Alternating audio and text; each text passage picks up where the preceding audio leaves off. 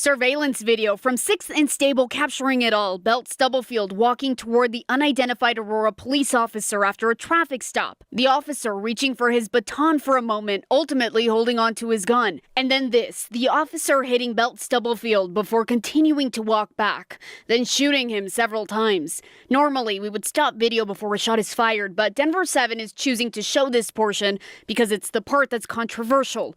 Attorneys say Belt-Stubblefield stopped moving forward. Police see it differently. The killing of 37-year-old Rajon Belt-Stubblefield by an Aurora policeman on August 30th, 2025 has sparked a controversy and brought about a fresh police reform debate in Colorado. A seemingly innocent traffic stop that started around 6th Avenue and Billing Street soon turned into a lethal dispute that took the life of a black father and husband. Excessive use of forces that we've seen in America. The following publication of footage captured by a body camera has further increased attention to the use of police tactics, with a nationally known civil rights lawyer, Ben Crump, taking a seat at the table to claim justice and responsibility. The case is much more than a single event, and it is a symptom of the problems in the police system and the necessity to introduce some serious changes.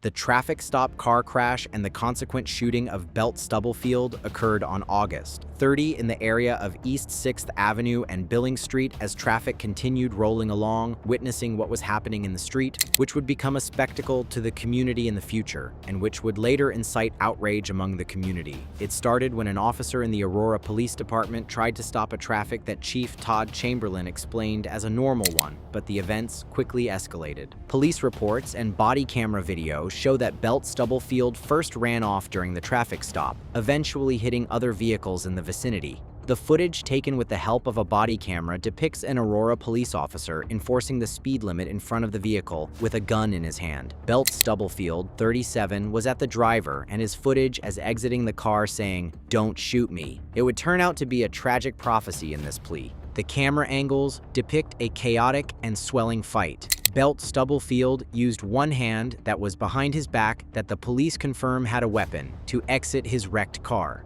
An actual combat erupted between the officer and Belt-Stubblefield, with both men fighting over the control. Once the officer got back on his feet, the camera captured Belt-Stubblefield holding no weapon, which was in conflict with the first assertions by the police that he had a weapon threat. The most debatable part of the encounter was that when Belt-Stubblefield, who looked confused and even hurt by the collision, started walking at the officer. At this stage, the officer continued to point his gun at him and shoved him away. Belt-Stubblefield is heard calling to his son, who was there at the time, to bring something to the ground, a move which the police took to mean that he was searching to find a weapon. On the one hand, this situation was aggravated by the fact that when Belt-Stubblefield turned back to the officer hit him along the side of the head. The dead shots followed soon afterwards. The officer fired 3 times as Belt-Stubblefield went toward the officer who was backing away, 2 in the chest and 1 in the head. Recent video footage captures an Aurora police officer shooting a 37-year-old man, Rajon Belt-Stubblefield, 3 times and killing him with a headshot after he allegedly did not stop at a traffic stop. The last blow chance, which struck Belt-Stubblefield when he was already injured and falling, has been the center of the murder charges by the family, demanding justice for Rajon. Showed Belt-Stubblefield's family these videos. Attorneys from across the country, including here in Colorado, calling for action. The publicity of the body camera footage has further exacerbated the suffering of the family members and made them believe that the death of Belt-Stubblefield was not justified. His widow, Belt-Stubblefield, said during a news conference that he was a beautiful man who loved everybody. Her words create the picture of a man whose life is terminated too early, and he left his family that has difficulties to understand their loss. His son, who was with Belt-Stubblefield when he was killed, pleading for justice. Perhaps the most heartbreaking aspect of this tragedy is the impact on Belt-Stubblefield's son, Zion, who witnessed his father's death. "I was supposed to move in with him the day after everything that happened," Zion said, his words reflecting the cruel timing of this loss. The young man was not only present during the shooting, but was also involved in the events leading up to it. as his father repeatedly told him to retrieve what police believed was a weapon from the ground. The family has employed the services of a powerful legal outfit to seek justice to Belt-Stubblefield. "We are here to say that we are not going to push this under the carpet," said the well-known George Floyd shooting attorney, Ben Crump, which is an indication of the family holding the Aurora Police Department accountable. The action of Crump introduces the case to the national attention and considerable legal expertise related to the subject of police brutality. Crump is accompanied by lawyers Milo Schwab, Harry Daniels, and Mari Newman, which makes this legal team extremely experienced in civil rights cases. The head of the police in Aurora had mentioned before that this was an attempt to de-escalate the situation. "In what world is it de-escalation to hit somebody?" Newman, the attorney of Belt-Stubblefield, inquired. This is an incisive question, emphasizing on the argument by the family that the police officer did not act in accordance with de-escalation protocols.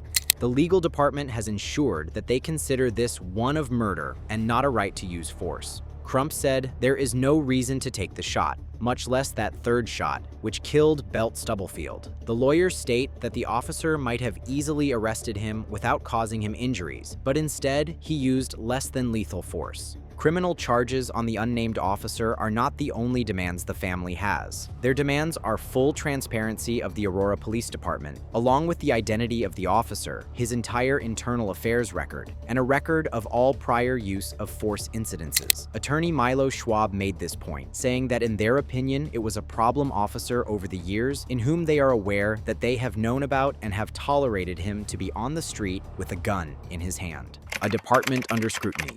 The family, as well as the community at large, have shown doubts and criticism towards the way the Aurora Police Department handled the Belt-Stubblefield shooting. Chamberlain explained that the officer and his family have been getting threats, and as such, he will not be identified. The spread of this information has angered proponents of accountability and transparency due to such a decision that maintains the identity of this officer as a secret. Police Chief Todd Chamberlain has tried to put the incident in a light of a justified use of force, but in the process has stated that one of their officers was in a situation that was dangerous and fast-moving, and that the community has a right to ask questions. This departmental account revolves around the argument that Belt-Stubblefield was a constant threat given that he was claimed to have had a weapon and also having directed his son to get it.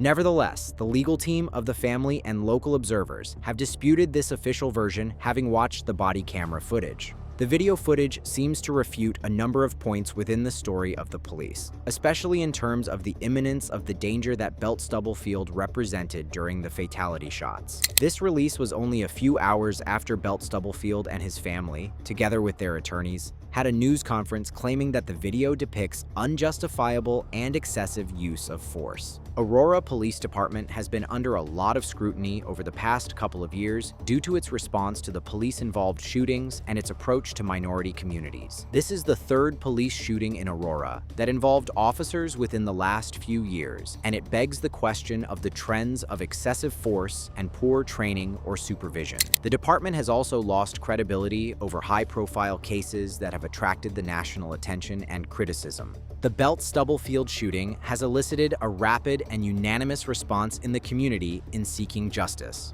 According to video captured by bystanders and statements from the Aurora Police Department, an officer fatally shot Rajon Belt-Stubblefield at approximately 7:30 p.m. near the intersection of 6th Avenue and Billing Street in Aurora. The public nature of the shooting, occurring in broad daylight with multiple witnesses, has intensified community outrage and calls for accountability.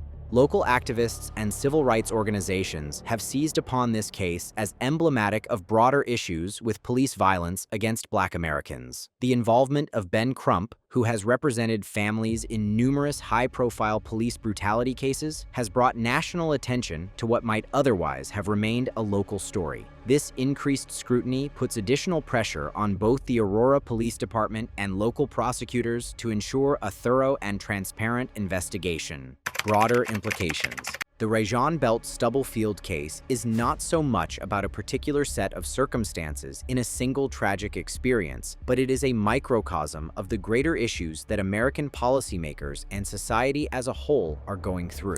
This case brings up some basic concerns regarding police training, the use of force policy, de-escalation strategies, and accountability mechanisms that have haunted police departments in the country. The fact that the use of force seemed to escalate at the time when de-escalation was not only possible but fitting is also one of the most alarming things about this case. The video footage of the body camera reveals some situations when the officer could have used alternative methods, but instead he adopted more violent ones. The fact that he chose to hit Belt-Stubblefield in the head with his back outright is a direct defiance of the philosophy of de-escalation and seems to have only escalated and not defused the entire situation. Another weakness of the existing police training programs in the case is the failure to deal with someone who can be disoriented, injured, or in crisis. Belt-Stubblefield was in a car accident and can be experiencing confusion or medical problems, causing him to act this way. Instead of acknowledging these circumstances and changing his strategy to accommodate the situation, the officer approached him as a life-threatening danger that was to be dealt with by the use of the deadly force. Moreover, the transparent and accountable approach of the Aurora Police Department to the situation after it happened, especially the choice to not reveal the identity of the officer and to describe the events in an initially quite one-sided way, is indicative of institutional issues when it comes to transparency and accountability. The requests of the family to the full disciplinary record of the officer indicate the tendency towards the problematic behavior that should have been discussed previously before causing the lethal encounter. The fact that the case has attracted high-profile civil rights attorneys and national interest indicates the greater importance of local police encounters as a part of the larger discussion of racial justice and police reform. Every such episode builds more mistrust in the community, and it is clear that the fundamental changes in the functioning of police departments, the way they educate their officers, and their responsibility toward the actions should be taken. The significance of body camera footage in the objective documentation of police encounters can also be highlighted by this case. Although the Aurora Police Department managed to regulate the information by releasing press releases and official reports, the leaking of the video evidence enabled people to observe what had really happened. Although this transparency has been deferred, it has been of critical importance in enabling the community and legal experts to analyze the suitability of the actions by the officer. The Belt-Stubblefield shooting is set in the context of national debates about police reform, racial justice, and the worth of Black lives. The description of this as a modern-day lynching by the family is an expression of the past scenario of violence on the Black Americans and the struggle of equality before the law.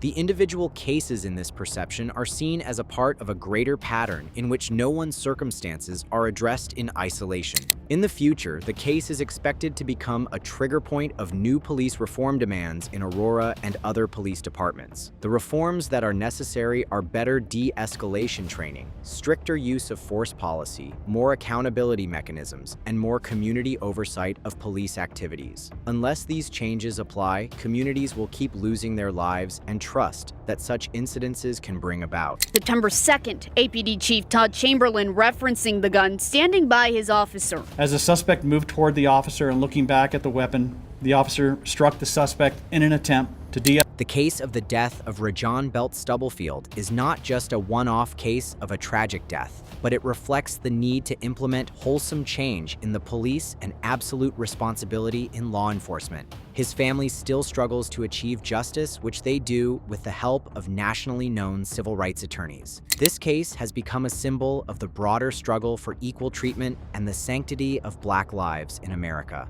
The body camera footage, while painful to witness, provides crucial evidence that challenges official narratives and demands honest examination of police practices that led to an unnecessary death. Thank you so much for watching. Make sure to subscribe and comment.